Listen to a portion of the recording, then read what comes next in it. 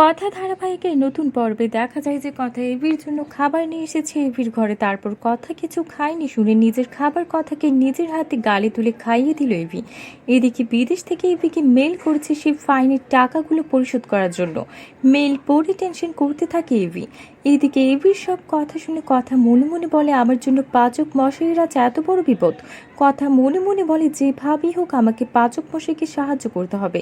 এদিকে বাড়িতে চলে এসেছে ম্যান্ডি, আর ম্যান্ডি সে কথাকে কিভাবে এভি থেকে দূরে রাখা যায় সেই প্ল্যান করছে।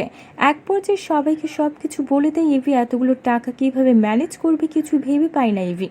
তারপর এভি সবাইকে বলে এই মাসে আমাদের ক্যাফের সেল ডাবল করতে হবে। এই কথা শুনে স্যান্ডি বলে এটা অসম্ভব, কারণ এই মাসে আমাদের কোনো ডে নেই।